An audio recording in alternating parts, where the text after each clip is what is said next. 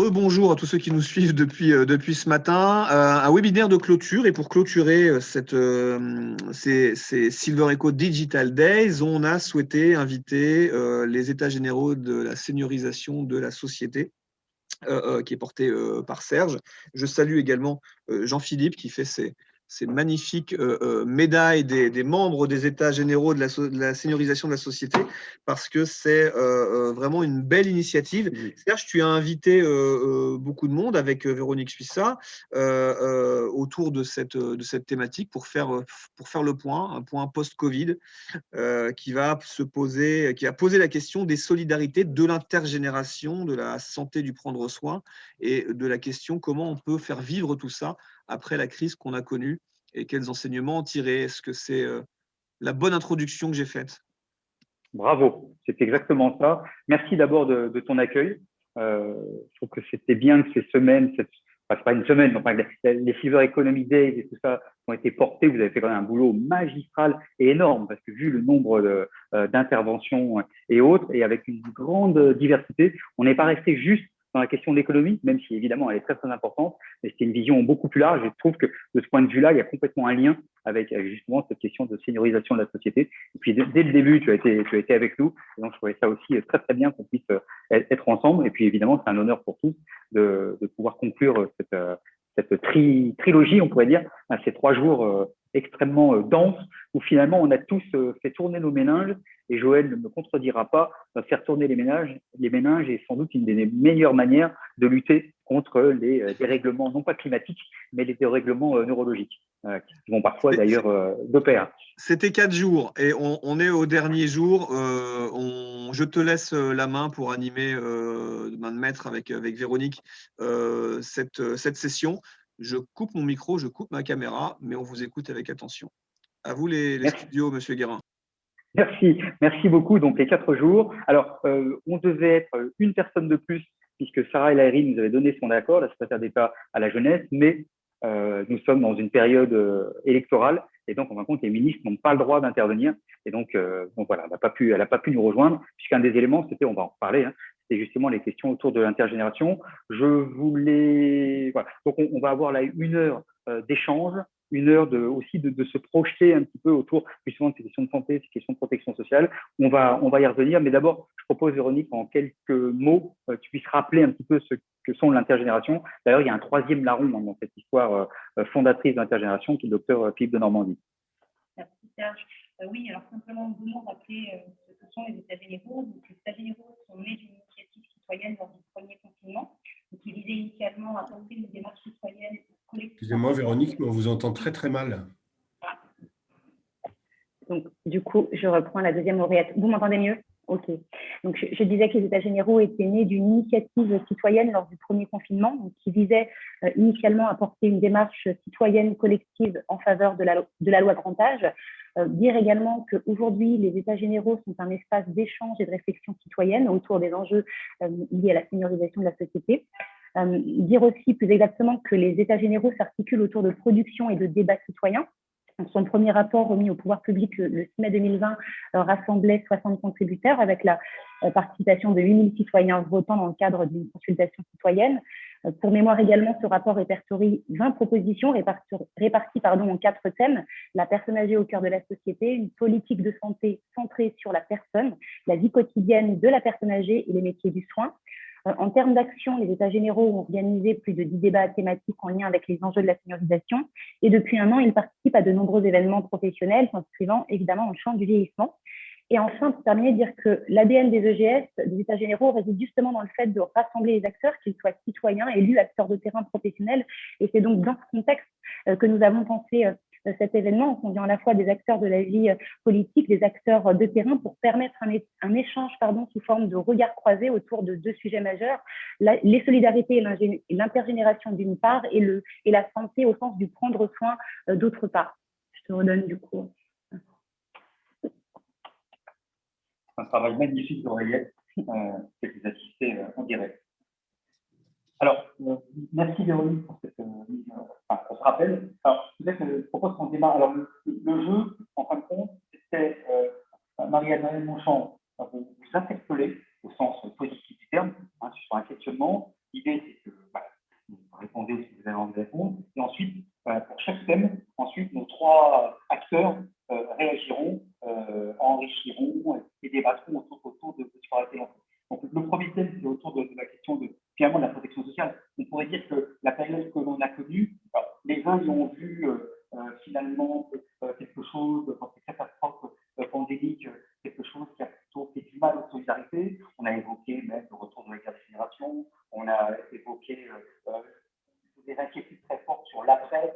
Est-ce que les gilets jaunes vont revenir? Est-ce qu'il y a eu un conflit très fort entre les gilets et les campagnes, par exemple? Est-ce que, voilà, il y a eu toutes ces interrogations-là qui ont été très fortes. Et puis en même temps, mon cœur d'activité est quand même la sociologie. C'est bien de voir comment les gens fonctionnent. Ce qu'on a pu voir aussi, c'est que la société, finalement, elle a été plutôt solidaire, elle a été plutôt dans un commun. Par exemple, le premier commun, c'est que tout le monde était touché, était empreinte de ce fameux Covid. Mais en tout cas, là, on a pu voir plutôt une société qui a construit ou conservé ou renouvelé ces formes on pourrait dire de solidarité, de micro-solidarité. Mais en même temps, on a une inquiétude aujourd'hui, puisqu'on sort, on espère sortir. En même temps, tout le monde se dit, voilà, le quoi qu'il en coûte a quand même fait exploser le déficit, par exemple, de l'État, a fait exploser le déficit de la sécurité sociale. On reparle d'une réforme des retraites. Voilà. On est quand même dans des inquiétudes extrêmement fortes. Il y a eu la question, je pense que vous en parlerez, de vote, également du principe d'une 5e branche et qui n'attend plus que du principe. Est-ce que finalement, comment de votre regard, de votre point de vue aussi, de la place que vous avez dans cette politique, comment on pense une solidarité sociale dans ce contexte finalement économique très abîmé et dans un contexte social aussi complexe avec, encore une fois, des confrontations, des contraintes, des tensions. Vaste question et vaste sujet. Merci beaucoup, Véronique. Merci, Serge. Et merci pour la question qui, comme vous l'imaginez, est plutôt ample. Je vais au mieux d'y répondre, ou en tout cas vous donner une forme d'analyse de lecture de la place où je parle, à savoir ce que j'ai vécu à la présidence du conseil de la nouvelle 5e branche avec Joël Jaouen, qui en est un administrateur, mais aussi de manière plus générale à travers mon engagement et mon engagement politique aussi. Vous l'avez dit, notre société, nos organisations de protection sociale ont connu un stress test considérable avec la crise Covid. Et ce stress test, il a éprouvé énormément de fondamentaux que nous considérions d'une certaine manière comme immuables. Nous avions de la sécurité sociale une vision historique, historisée. Alors, on avait bien identifié que de temps en temps, elle évoluait, qu'en particulier dans le champ des ressources, la majorité, dès le début du quinquennat, a fait le choix d'augmenter les ressources de la sécurité sociale de ressources parafiscales en donnant une part importante de CSG comme ressource de l'assurance maladie, signe tout de même que l'on commençait à anticiper des phénomènes structurels d'ampleur, et en particulier le vieillissement de la société, parce que cela revenait tout simplement à admettre, à être résilient sur le fait qu'on ne peut pas simplement faire porter sur le travail le financement de la protection sociale, et qu'il faut que tous ceux qui peuvent contribuer contribuent pour avoir une assiette large et pour donner les ressources à la protection sociale. Donc là, on en avait déjà les prémices avant la crise.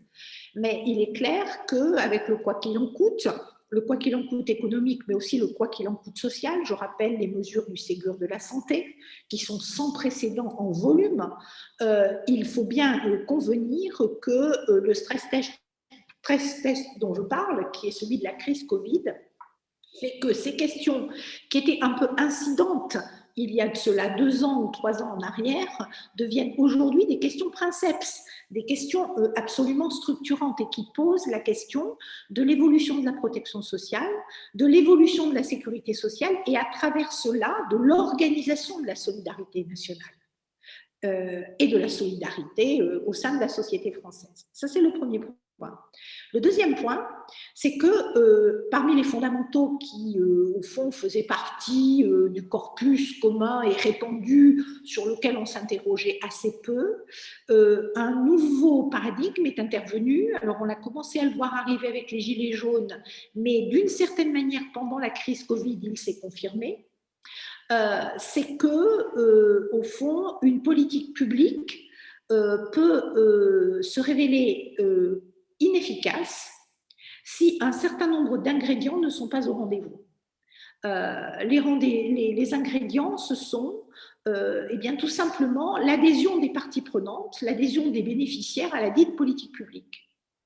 On a vu avec la question de la taxe carbone le fait que, effectivement, cette politique publique qui pouvait s'expliquer par la volonté de lutter contre le réchauffement climatique pouvait être extrêmement mal reçue auprès de publics qui circulent au diesel et qui doivent faire face à des charges considérables en matière de dépenses énergétiques au quotidien, alors même que ce sont des classes moyennes et alors même qu'ils habitent des territoires ruraux où on a besoin de circuler à longueur de temps.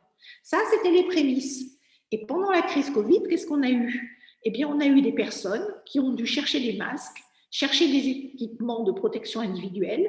C'était parmi les infirmières, les soignants, dans les EHPAD, et puis les personnels de l'aide à domicile, à qui on a expliqué qu'ils n'étaient pas tout à fait soignants et que peut-être ils n'étaient pas prioritaires pour obtenir des équipements de protection individuelle alors qu'il fallait aller au domicile des personnes. Et là, si vous voulez, cette dimension axiologique très forte qui était, au fond, une société très organisée dans une vision normative et assez descendante, elle est venue se cracher sur une autre compréhension d'un ordre social fait de liens, d'entraide, de débrouillardise, de coopération et parfois même de transgression des interdits. C'est-à-dire que les plus malins, les plus débrouillards, et je peux vous dire que j'en ai eu un paquet de témoignages, c'était ceux qui, dans les EHPAD, ne passaient pas 2 heures à lire les mails de l'ARS le matin en arrivant, mais étaient déjà en train d'acheter des masques. Vous voyez ? Et ça, c'est sûr que c'est quelque chose qui a émergé.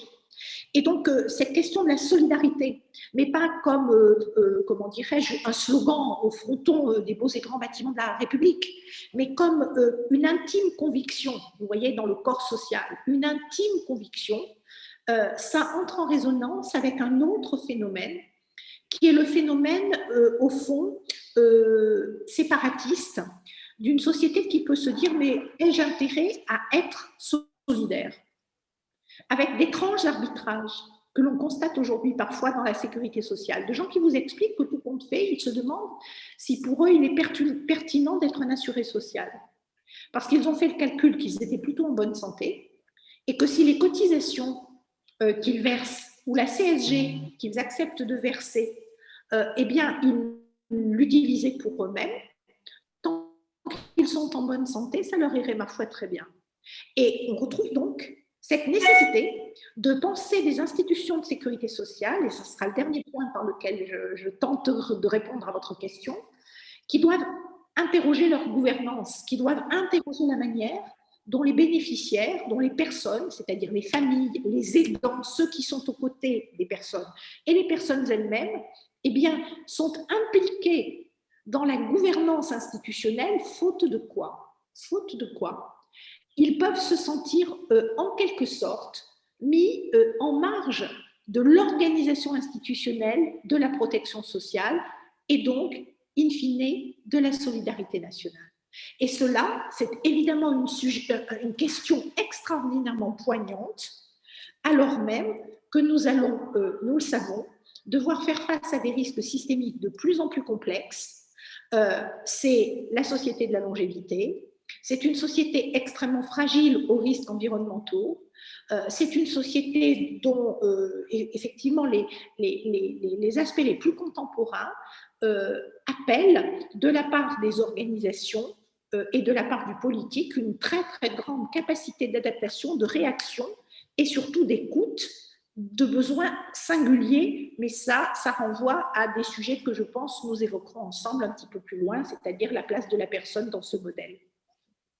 Merci beaucoup, Marianne. C'est vrai que finalement, derrière, c'est la question de claire. C'est aussi dans le clair, c'est la notion de peut-être pas fragile tout de suite, mais j'ai toutes les chances de devenir. Donc, c'est aussi comment je suis capable de me projeter. Et derrière, ce que vous dites, c'est très bien, je trouve, c'est interdépendant. Il y a deux visions du monde. Il y a une vision, on va dire, d'opposition. Serge, excuse-moi, Serge, on t'entend vraiment très, très mal. Merci de cette aide. Voilà. Voilà. C'est ça l'interdépendance, c'est aussi se donner des coups de main, se dire, ainsi de suite. Mais c'est vraiment ça. Est-ce qu'on est dans une société d'opposition ou est-ce qu'on est dans une société de coopération? Peut-être, avant d'aller sur la deuxième question, Marianne, qui faisait complètement lien sur justement ces questions de ne pas se sentir fragile, mais je voudrais proposer à nos trois amis, à Yann Lamy, à Joël Jaouen, à Jean-Denis Muller, où chacun une position au sens position institutionnelle, position associative, position de présence différente, en quelques mots, nous dire comment ils se retrouvent ou comment ils enrichissent ce qui a été dit. Peut-être, Joël, on commence avec toi. Le micro. Oui, je veux bien, mais je ne vais pas renier mon côté qui fait de moi quelqu'un qui est connu pour son pragmatisme. Je vais donc être dans des choses concrètes. La première chose que je voudrais dire, et parce que je le pense très sincèrement, au tout début, quand cette période nous est tombée dessus, cette pandémie, comme on l'appelle, j'ai entendu une personne en siégeant un jour au conseil d'administration de la CNSA, une présidente qui nous disait « on va rentrer dans une période où il faudra faire preuve d'initiative ». J'ai percuté sur cette information et j'ai cherché à la mettre en application modestement dans ce qui est notre réseau. Et vous savez, très rapidement, le défi que nous avons eu à relever au niveau solidarité, ça a été l'isolement dans lequel on s'est trouvé, nous, associations, mais surtout nos familles, à la fois à domicile et en établissement. Et à ce moment-là, très très vite, pour rebondir sur ce que la présidente de la CNSA nous préconisait, il fallait faire preuve d'initiative. Et là, on a fait jouer, on a eu l'idée de faire marcher très très vite quelque chose d'intergénérationnel dans le domaine de la solidarité. C'est-à-dire que, on parlait tout à l'heure de notre âge respectif à tous, et nos bénévoles surtout n'étaient pas préparés à utiliser un outil qui est arrivé tout d'un coup à notre disposition, qui s'appelle les visioconférences. Et si je fais allusion à ça, c'est parce que on n'était pas à la fois préparés, et puis on avait notre armada de bénévoles n'était pas non plus quelque part, n'était pas prêt à recevoir cette information. Et on a fait jouer le côté intergénérationnel. Et dans beaucoup de notre asso, de notre réseau, on s'est rapproché des jeunes qui ont initié nos bénévoles à commencer à utiliser un outil qui permettait de garder le contact au niveau de la solidarité. Nous, au niveau de l'association, au niveau de l'Union nationale, on a aussi beaucoup œuvré par rapport aux témoignages que nous recevions, qui devenaient dramatiques à cause de l'isolement, surtout à domicile au tout début, où les malades d'Alzheimer qui vivant à domicile échappaient à la surveillance, entre guillemets, d'un aidant épuisé par ces 24 heures à cohabiter avec son malade, et qui sortaient, parce que la déambulation est quelque chose qui est vital, qui est incontournable chez le malade, et qui se retrouvaient face à écoutez, à la police, et qui rentraient à la maison avec des amendes. Vous voyez, à ce moment-là, comment vous dire, on a été dans l'obligation d'intervenir pour dire, mais comment se fait-il qu'on n'a pas pensé que cette catégorie de malades, de citoyens, pour moi c'est d'abord des citoyens, qui se retrouvaient dans cette situation complètement anormale pour tout le monde, mais particulièrement pour eux. Donc, il a fallu aussi essayer de jouer sur nos réseaux sociaux, de continuer un chantier qu'on a ouvert depuis longtemps, changer le regard sur ces personnes. Voilà ce que je pouvais dire. Dans le domaine de la solidarité, quelque chose que je voudrais souligner aussi, c'est propre dans notre réseau France Alzheimer, quand on a connu les problèmes, les difficultés qui arrivaient en EHPAD, sachant qu'on ne pouvait pas beaucoup intervenir sur la personne malade en elle-même, mais très vite est arrivé l'épuisement du personnel de santé. on a proposé de mettre à disposition du personnel de santé notre petit bataillon de psychologues qui animent et qui était forcément en manque d'activité à ce moment-là. On a proposé de mettre à la disposition des établissements qui le souhaitaient pour écouter, pour faire des cellules d'écoute auprès des personnels de santé. Voilà un exemple concret de solidarité. Merci beaucoup, Joël. C'est vraiment des solidarités de proximité très, très concrètes. Jean-Daniel, Ciel Bleu, là aussi, vous êtes retrouvé dans une situation complètement abracadabrantesque, comme dirait l'autre.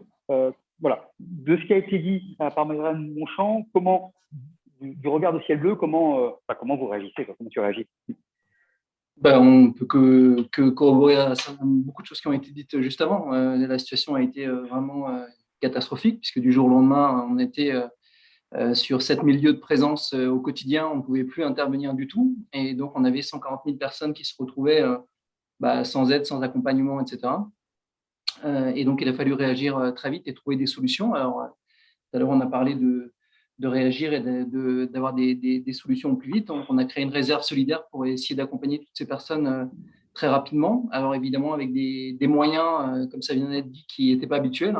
C'est vrai que passer par la visio, accompagner les gens à distance, c'est peut-être une génération qui n'a pas forcément l'habitude de le faire. Voilà, donc, on a créé, malgré tout, un certain nombre de vidéos et d'éléments pour pouvoir accompagner toutes ces personnes en fragilité chez eux, notamment. Et ça a marché, puisqu'on est passé en quelques semaines de 4000 vues sur nos vidéos à 400 000. Donc, ça montre qu'effectivement, il y avait des besoins, il y avait des demandes. Mais par contre, bien sûr, on ne pouvait pas accompagner tout le monde. Donc, ça a été la débrouille. Voilà, donc ça a été faire des interventions depuis la rue pour animer les cours pour les gens au balcon. Ça a été trouver des solutions qui sortaient de l'ordinaire. Après, clairement, je crois qu'on est dans une situation où encore aujourd'hui, on reçoit énormément de demandes qui viennent quotidiennement, de gens qui sont exténués, et pas seulement d'un point de vue physique, mais bien sûr d'un point de vue cognitif, d'un point de vue social. Ils ont ils ont énormément de besoins, et encore plus dans ces publics-là. Et je crois qu'à un moment donné, il y a aussi des choix politiques, des choix de société. Peut-être revenir à ce qui était l'essence. Et si on prend l'exemple de la sécurité sociale, voilà, le pays était exempt, il n'y avait pas d'argent. Il y a des hommes qui avaient des pensées, une façon de voir l'avenir, de remettre l'homme droit dans la société. Et je pense que c'est des choses qui ont magnifiquement marché. Vive la Sécu. Donc aujourd'hui, peut-être qu'on a aussi des choses à remettre en place et à travailler ensemble pour un modèle, pour une vision, pour quelque chose qui cette génération et cette interaction entre les générations s'est encore plus développée. Là, par exemple, il y a un programme qu'on a mené avec Unicité qui s'appelle Génération, justement dans les EHPAD, où on accompagne avec des jeunes qui découvrent complètement le monde des aînés et des gens en perte d'autonomie. Et ça marche du tonnerre, quoi. C'est parce qu'il y a ces rencontres et il y a plein de choses qui donnent envie de regarder de l'avant et de se dire que cette crise, elle va finir par passer. Et sortons-en grandis et en essayant de trouver des solutions nouvelles. Merci beaucoup, Jean-Daniel. Yann, pareil, les petits frères des pauvres, on a terminé sur la question du lien social. On va dire que le lien, c'est bon pour la santé, quoi. Du côté des petits frères des pauvres, à la fois de ce qu'a dit Marianne Monchamp et puis plus globalement, pareil, en quelques minutes, comment tu réagis? Merci Serge, bonjour à toutes et à tous.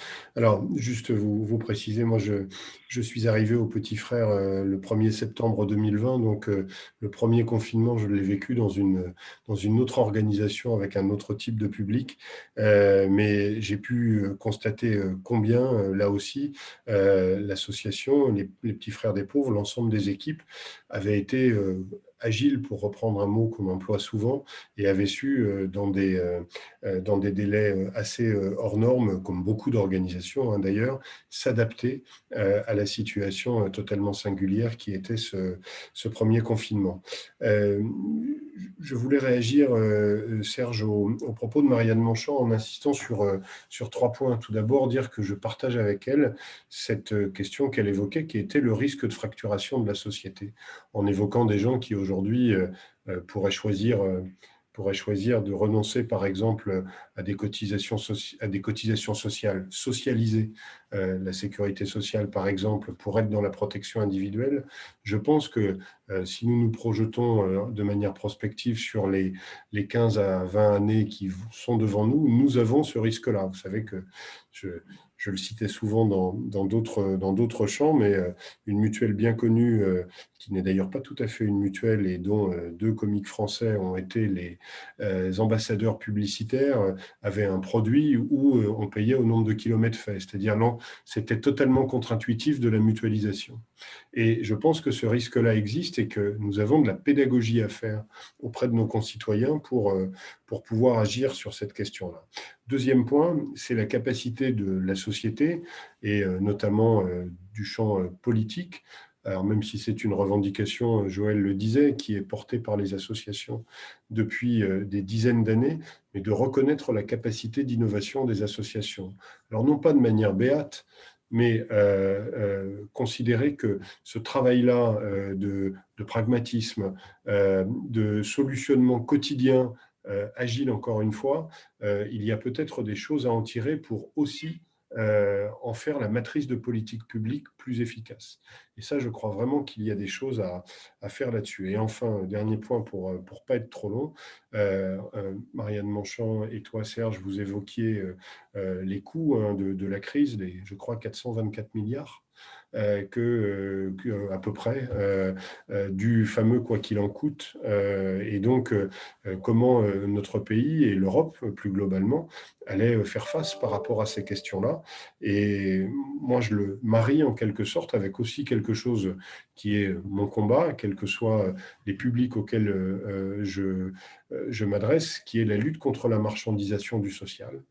Et donc, le fait que aujourd'hui, la résolution d'un certain nombre de problèmes auxquels nous sommes confrontés va aussi passer par un investissement citoyen différent, que ce soit du service civique, que ce soit du bénévolat, pas forcément contre le professionnalisme, bien entendu, mais à côté. Et là, il y a des coopérations à créer parce que j'ai une croyance extrêmement faible dans des initiatives capitalistiques classiques qui viendraient être l'alpha et l'oméga ou les solutions de demain.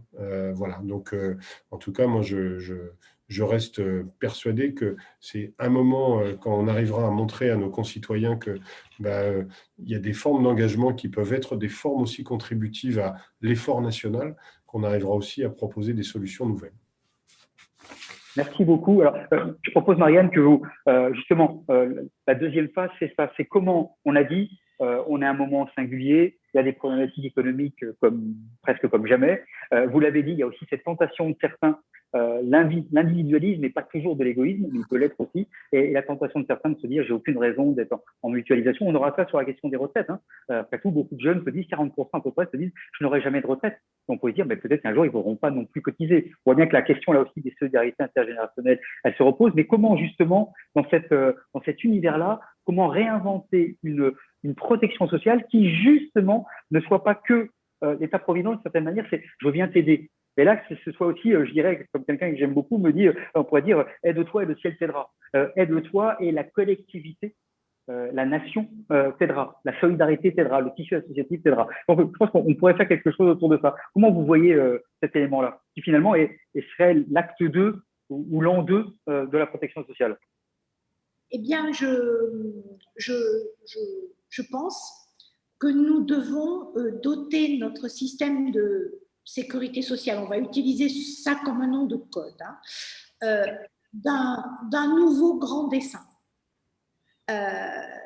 Pour plein de raisons. D'abord parce que des risques nouveaux surviennent, qui ne sont pas les risques de l'après-Seconde Guerre mondiale, même si les risques de l'après-Seconde Guerre mondiale demeurent. Hein, la question de la maladie et de la famille continue de se poser à certains égards comme elle se posait originellement, mais de façon plus marginale. Les risques contemporains, je les ai évoqués tout à l'heure, bouleversent en quelque sorte non seulement les équilibres, mais bouleversent aussi les enjeux. Et je pense que le moment est venu, pour tout dire, d'investir dans un nouveau dessin de la protection sociale.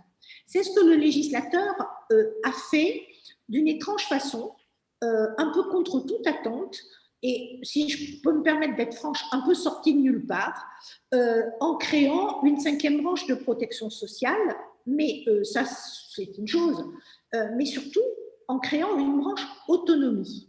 Parce que vous voyez, quand on greffe dans la protection sociale l'autonomie, on n'y greffe pas un risque, on y greffe une ambition. Et je pense que l'intérêt d'une ambition comme l'autonomie, c'est de ne pas être contingente du fait qu'on est vieux ou du fait qu'on est handicapé. La question de l'autonomie, elle va se poser pour le jeune qui a envie de s'émanciper de sa famille, qui a envie de faire sa vie, qui a envie, surtout s'il est fragile, surtout s'il n'a pas de revenus, surtout si c'est difficile pour lui d'apprendre un métier, eh bien de trouver dans la protection sociale un accompagnement pour répondre tout simplement à ses aspirations et à la construction de lui-même. Et c'est là que cette réponse qu'a peut apporter la protection sociale vient rejoindre une autre réponse qu'elle va apporter à la personne très âgée, très désorientée, Joël, qui est en effet un citoyen et qui, même si cette personne-là, elle a du mal à dire ses aspirations, elle a du mal à convoquer sa mémoire récente, nous donne malgré tout, même de manière très subliminale, des indices de ce qu'elle aime et de ce qu'elle n'aime pas, et de ce qui lui ressemble et de ce qui ne lui ressemble pas, de ce qui va la mettre en fureur ou de ce qui, au contraire, va faire qu'elle va être apaisée. Eh bien, c'est à travers, au fond, cette orientation de notre modèle de sécurité sociale, par cette ambition, et certainement pas exclusivement celle-là, mais par cette ambition que l'on peut ramener à la sécurité sociale chacun. Parce que chacun de nous répond, au fond, à cet enjeu de citoyenneté. Ce qu'il y a de pire, c'est de ne plus trouver sa place ou sa juste reconnaissance dans la société. Et donc, je crois, mais très profondément, et je milite pour que cette nouvelle acception, si vous voulez, de la protection sociale soit vraiment un investissement collectif. C'est un peu le cas, mais nous sommes encore bien loin d'avoir donné à cette impulsion pour l'autonomie dans la sécurité sociale la place qu'à mon sens elle peut avoir. Parce que, comprenez-moi bien, il ne s'agit pas, là encore, d'avoir un raisonnement vertical et dire, en fait, on ajoute à côté du risque maladie, du risque famille, du risque vieillesse, du risque accident du travail, maladie professionnelle, un autre bidule qui ne sera pas vraiment un risque, mais qui renvoie à du risque et qui s'appelle l'autonomie. Il s'agit d'impulser pour chacune des branches l'enjeu de l'autonomie comme un élément repère, comme un élément référentiel dans l'action même de ces branches. Qu'est-ce que ça veut dire face à la maladie chronique, face à la maladie psychiatrique? Que l'absence d'autonomie de la personne, c'est l'échec du soin. Qu'est-ce que ça veut dire une politique familiale dont le seul objet serait simplement d'accompagner la famille en risque d'exclusion? Bien sûr que oui, il faut accompagner la famille en risque d'exclusion, mais il faut aussi donner à la famille, quelle qu'en soit la forme, et pas simplement parce qu'un enfant est né quelque part et que ça déclenche en quelque sorte l'appartenance à un concept qui serait la famille, mais en reconnaissant dans le lien intergénérationnel un socle de ce que peut être la famille contemporaine, famille choisie par exemple, famille solidaire, une politique qui propose en effet à toutes ces acceptions de la famille de trouver un moyen d'accompagnement pour la réalisation des projets individuels et personnels. Et pour moi, ça, si vous voulez, c'est une parade au risque séparatiste. Et c'est ce grand dessein qu'au lendemain d'une crise aussi importante que celle que nous avons connue et qui nous amène à faire des parallèles avec des crises historiques qui ont fait bouger la Sécu, qui l'ont créée et qui l'ont fait bouger, que nous pouvons, je pense, nous fixer effectivement de prévenir ce risque de conflictualité intergénérationnelle qui, si on l'aborde comme ça, en disant on a fait quelque chose pour les vieux, il faut faire quelque chose pour les jeunes, ou bien ne faisons rien pour les vieux parce que les jeunes en ont plus besoin, là pour moi c'est le degré zéro de la politique, si vous voulez. C'est le degré zéro de la politique. Il nous faut trouver les points de, comment dirais-je, d'alliance qui font que tous, en citoyenneté, trouvent dans la protection sociale une lecture des aspirations à cette même citoyenneté et à la participation sociale. Merci beaucoup, Marianne. Je dirais grand dessin, grand commun, quoi. Il y a quelque chose autour de ça à construire. Alors, justement, on parlait de ces questions de protection sociale. Derrière tout ça, il y a aussi une problématique majeure qui est celle, Véronique, de la santé.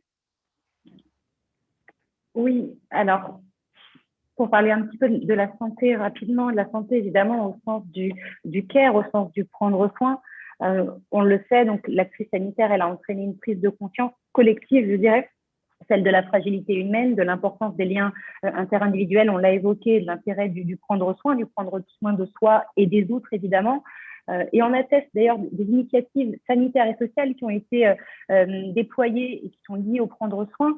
Je pense à des dispositifs de soutien psychologique, ça a été évoqué, qui ont été déployés. Je pense récemment à ce budget de 5 millions d'euros qui a été affecté à la PHP pour des bulles bien-être au bénéfice des soignants. Je pense à des appels à projets qui ont été lancés notamment par la Fondation de France pour soutenir les salariés des EHPAD touchés par la Covid au moyen de dispositifs de soutien adaptés au sens du prendre soin là encore.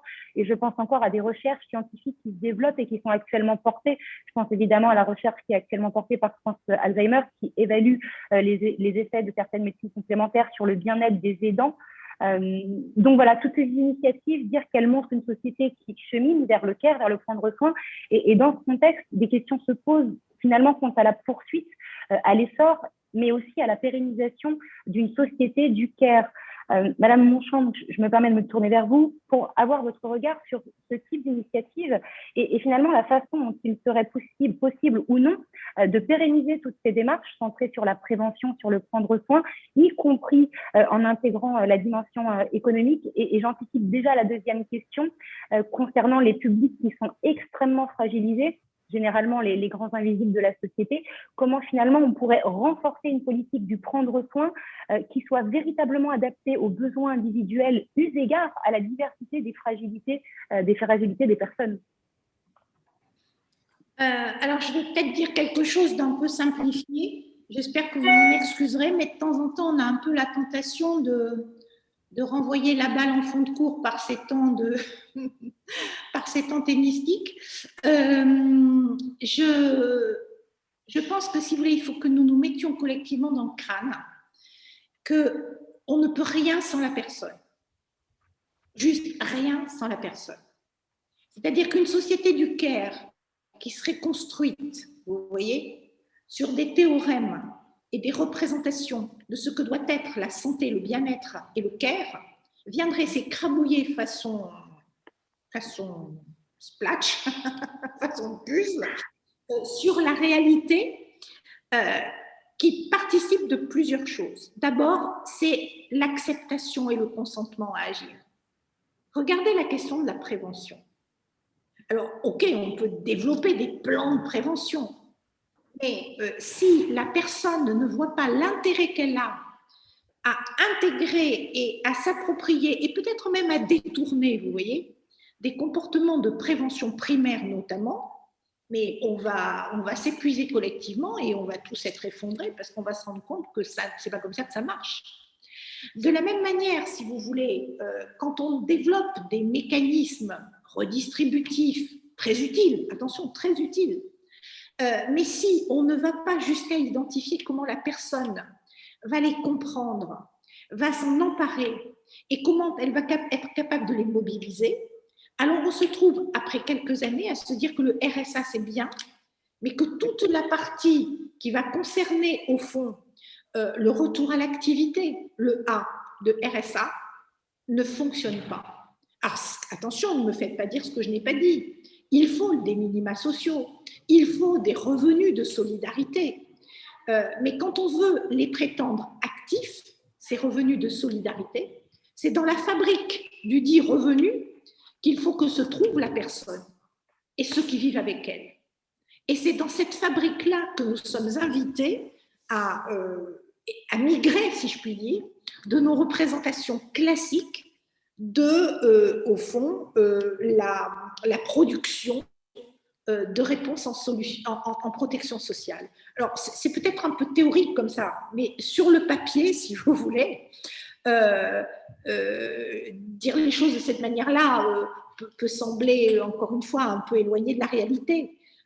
Il y a tellement d'exemples tellement d'exemples tout le temps de distorsion des politiques publiques, parce que dans la fabrique de la politique publique, on avait juste oublié que le principal producteur de la réponse, c'est la personne.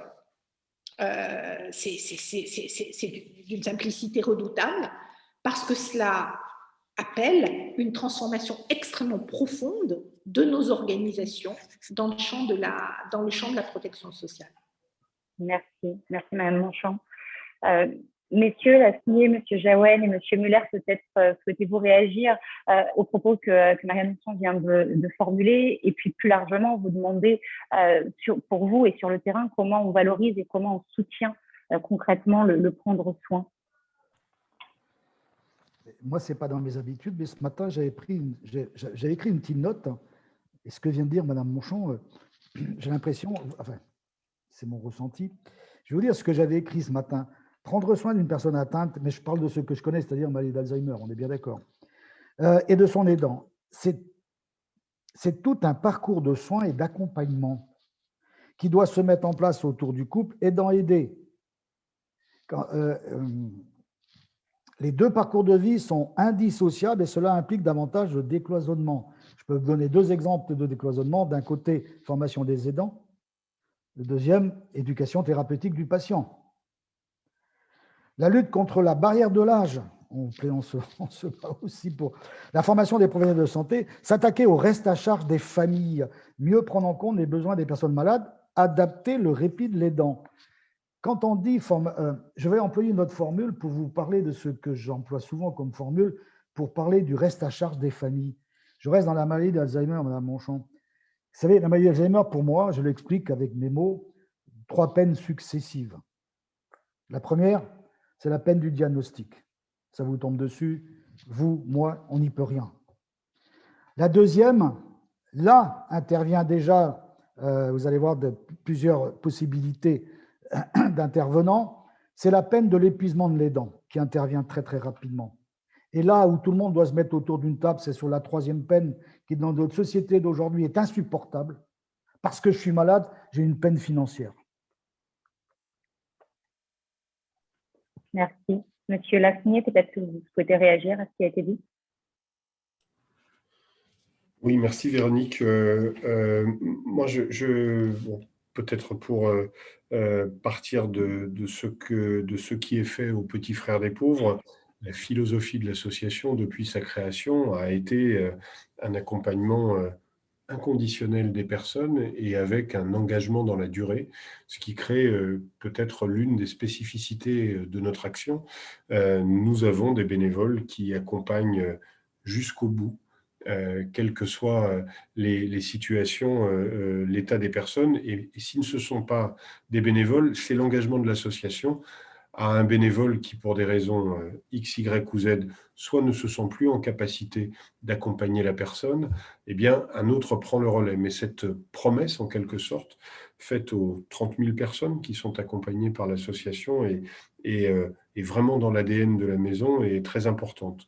Alors moi, je la regarde beaucoup aussi par rapport au renouvellement générationnel et aux modifications de l'engagement bénévole aujourd'hui. C'est-à-dire comment on peut, sans modifier l'ADN d'une association, arriver à créer un écosystème où on amène les gens à prendre des engagements qui correspondent à leurs désirs en fonction de la génération auquel ils appartiennent, au temps qui est le leur. Mais cette question de l'accompagnement, elle est extrêmement ténue puisque on ne peut pas, justement, on ne peut pas la découper forcément dans du temps. Donc, en tout cas, on a un sujet là aussi qui rentre dans mon petit laïus de tout à l'heure autour de la non-marchandisation, sur le fait qu'on peut mettre tous les dispositifs possibles en place, mais cette logique de l'accompagnement longitudinal, comme on dit dans le milieu sportif, me paraît importante. J'adhère énormément, Madame Monchamp, à ce que vous avez dit, notamment sur le fait que la question de l'autonomie, ce n'est pas une question de la 5e branche, c'est une question de la 1re, de la 2e, de la 3e et de la 4e aussi. Ça veut dire que, je trouve ça central. C'est peut-être l'une des erreurs et l'une des causes, sans tomber dans la politique politicienne, de fracturation de la société que nous vivons, c'est celle de parler aux générations. je ne suis pas, et je ne le dirai pas à ceux qui nous entendent, je ne suis pas un spécialiste de l'âge. Je viens du champ de la petite enfance et de l'enfance. En revanche, je suis assez convaincu que assigner chacun à sa génération est une erreur fondamentale. On le voit par exemple pour les politiques de vaccination. Moi, j'aimerais qu'on assigne, enfin qu'on n'assigne pas d'ailleurs, mais qu'on regarde les fragilités inhérentes à la génération à laquelle, enfin, à l'âge qui est le sien, mais qu'on rentre par les fragilités et pas dans l'âge.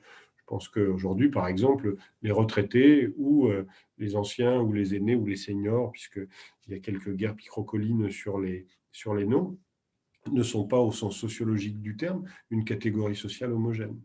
Et donc, renvoyer toujours à l'âge est une véritable erreur. Donc, je pense qu'effectivement, si on arrive, mais on le voit bien dans le checker, là, à mettre ce que nous dit Madame Monchamp, ce que nous dit Monsieur Jaouen sur le fait de pouvoir regagner en agilité et puis décadrer un petit peu les choses et partir du principe qu'on change de prisme, comme dans plein d'autres politiques publiques sociales, on a su à un moment changer de prisme.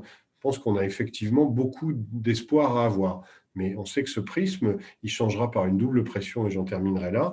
Il changera par la pression du terrain, que ce soit les associations ou que ce soit les personnes elles-mêmes. Et puis, s'il ne rencontre pas une volonté politique de changer, je ne crois pas, et ce n'est pas du tout anti-administration ce que je vous dis, mais je ne crois pas à la capacité d'un système à se réformer seul.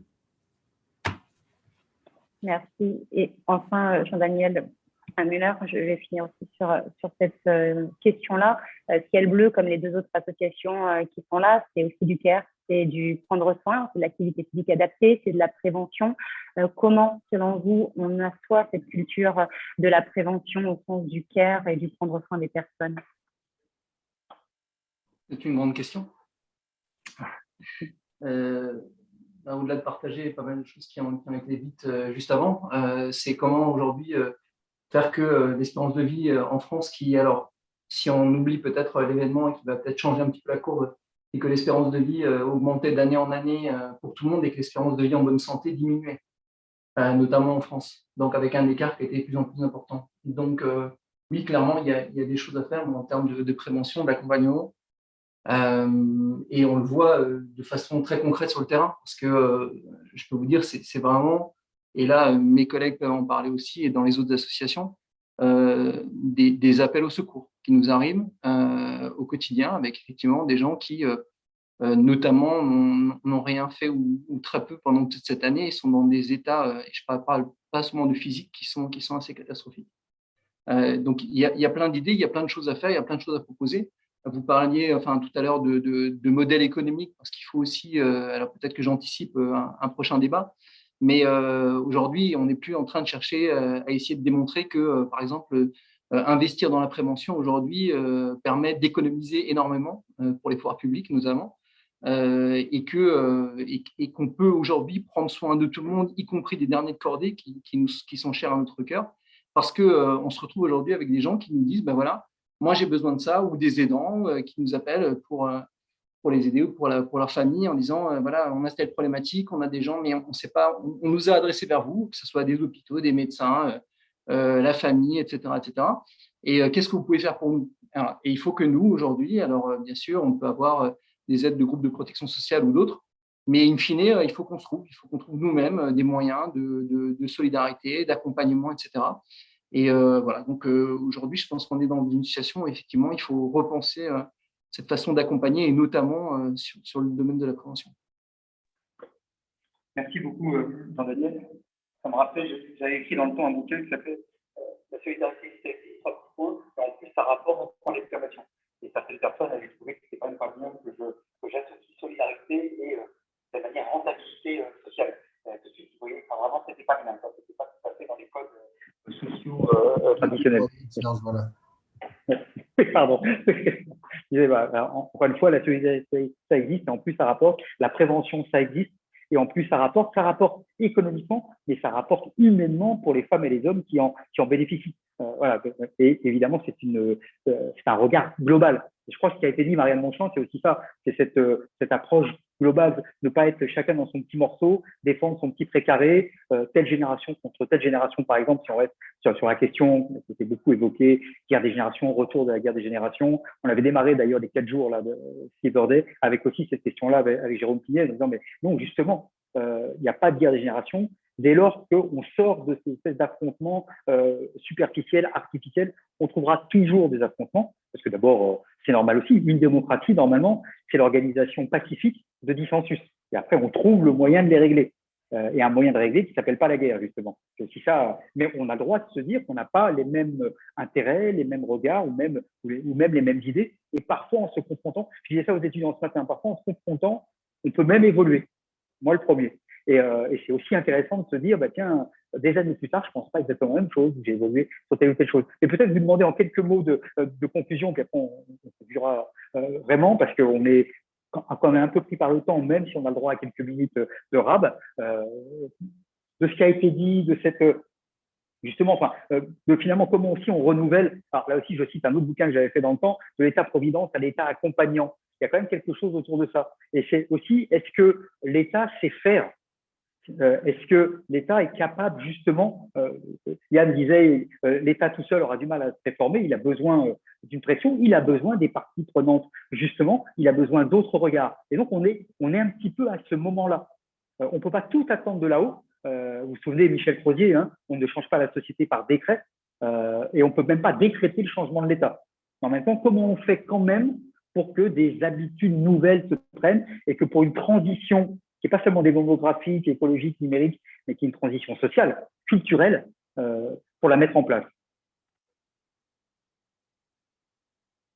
Alors, je vais faire quelque chose qu'il ne faut pas faire, mais tant pis, j'espère que vous serez indulgents. Je vais prendre 2 anecdotes très rapides qui me permettront peut-être d'angler un peu le ton et de vous répondre, Serge.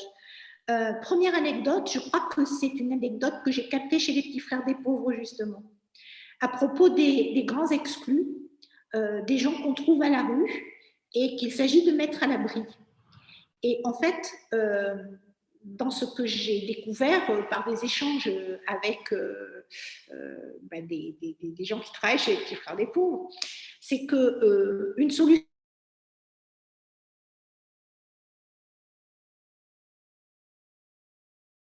à ces grands exclus d'être hébergés à l'hôtel, plutôt que, par exemple, dans une maison relais ou peut-être, par exemple, dans un environnement institutionnel. Pourquoi? Parce qu'à l'hôtel, il y avait, d'une certaine manière, où il y a pour ces publics-là très complexes et très spécifiques, au fond, une sécurité sans avoir l'impression d'une solution définitive et institutionnelle. Et donc, l'hôtel postule que c'est un lieu de passage. Voilà. Et passer d'un lieu très instable, la rue, à un lieu de passage, c'est sans doute ce qui met sur le chemin d'une réponse qui pourra devenir structurante. Eh bien, cela, ça ne peut pas se fabriquer par décret, ça ne peut pas se penser d'en haut, ça ne peut procéder que du tâtonnement, de la marche erreur-succès et tout simplement du dialogue avec la personne qui va vous confier pourquoi c'est mieux ici pour elle. Il faudra être capable de l'entendre et de lui répondre. Première anecdote.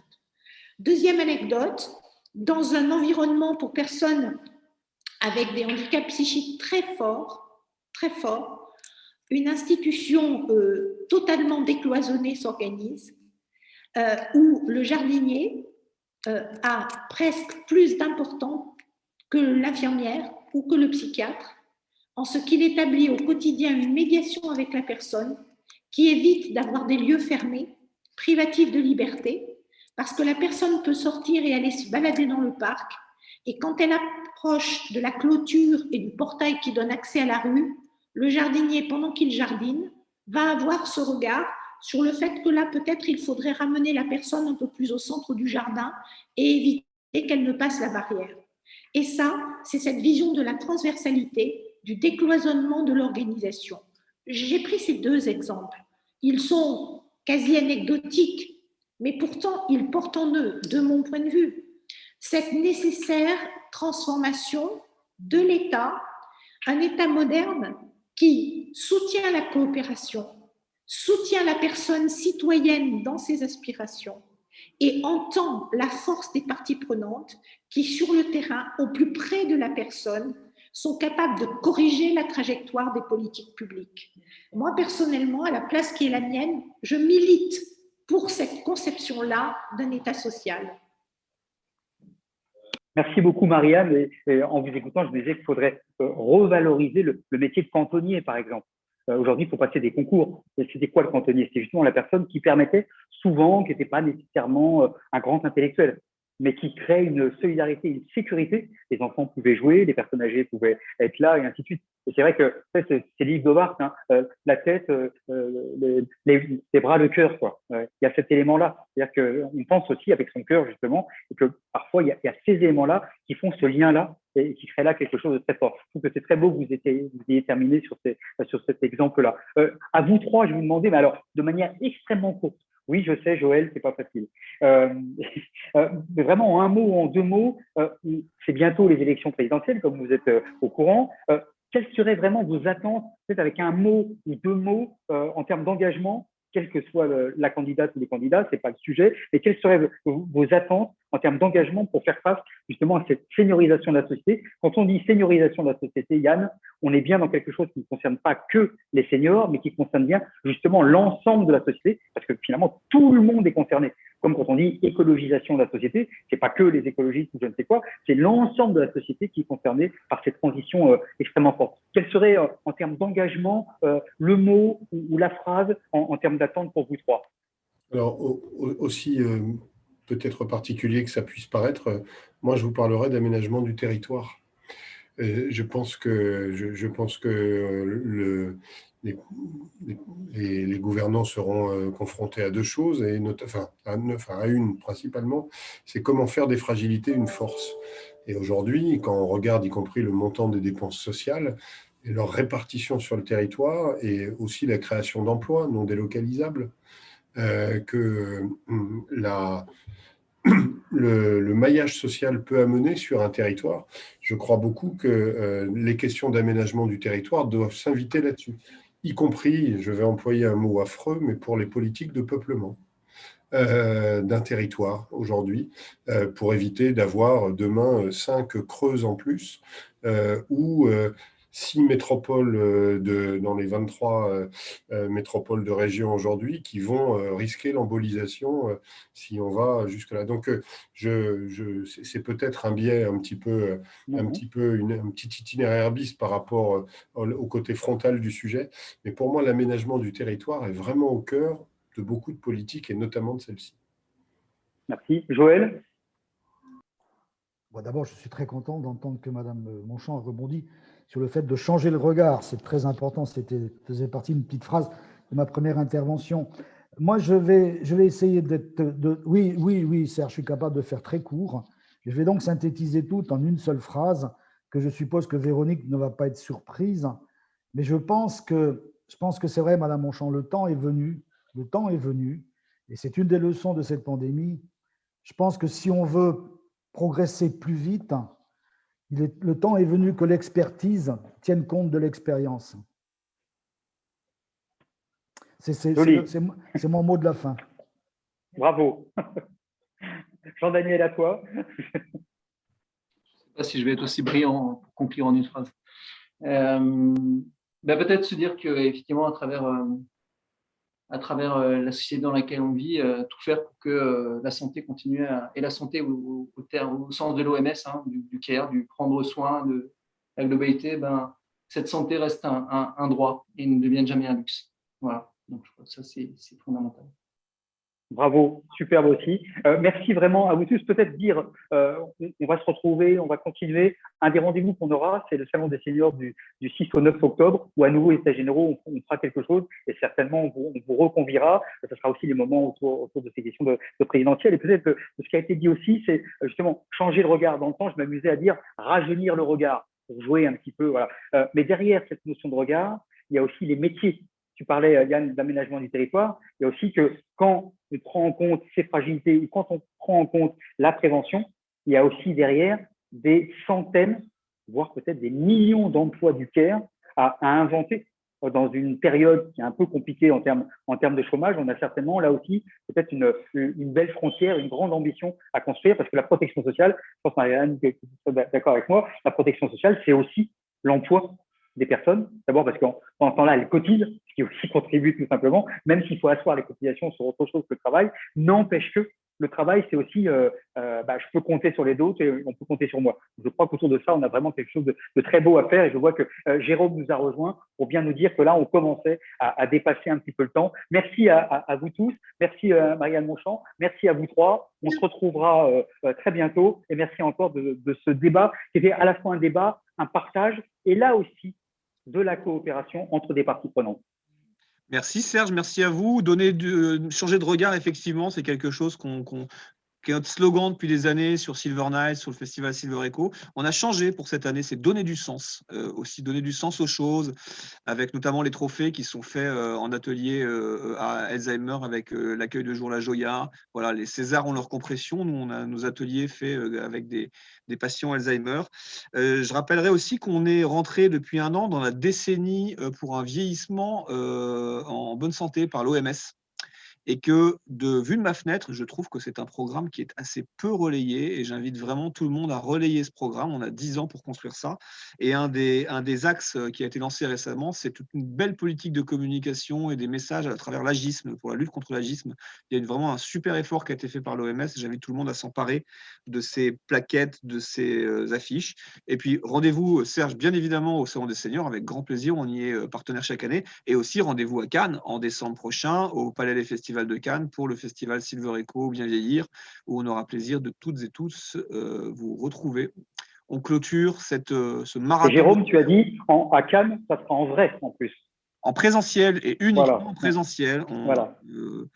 On ne transforme pas l'événement digital, on voit qu'on sait faire autre chose, mais ce n'est pas la même chose pour moi. Vraiment, l'ambition, c'est de faire en sorte que les gens se croisent, qu'on communique, et ça, c'est très, très important pour que les gens, qu'on soit du tissu associatif ou professionnel, qu'on puisse échanger et montrer aussi tout ce qu'on a théorisé sur le bien vieillir et la silver economy. Il y a beaucoup d'entrepreneurs. Je crois que demain, je crois beaucoup au concept, pas parce que je l'ai entre guillemets inventé. Moi, j'ai benchmarké l'éco-citoyenneté pour transformer ça en silver citoyenneté.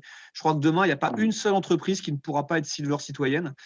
Et il y a vraiment beaucoup de choses à faire pour que ça devienne un axiome de base pour toute logique entrepreneuriale et également associative, tout comme aujourd'hui, voilà, on ne peut pas imaginer être une entreprise qui n'est pas éco-citoyenne.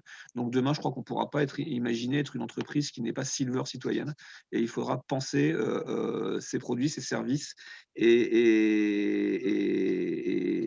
son offre de manière générale avec ce prisme-là, sans oublier le prisme de l'éthique. Moi, je me rappelle d'un professeur de marketing qui disait: en grande distribution, no parking, no business. Pas de parking, pas de business pour la grande distribution. En matière de silver economy, no éthique, no business. C'est-à-dire que s'il n'y a pas un socle minimal d'éthique, on ne fera rien du tout. Merci beaucoup, Serge, Madame Monchamp, Monsieur Muller, Monsieur Jaouen et Monsieur Lasnier. Merci de cette présence et de cette belle conclusion que vous nous avez offerte. Salut, merci. Merci. Rendez-vous à Cannes. Merci.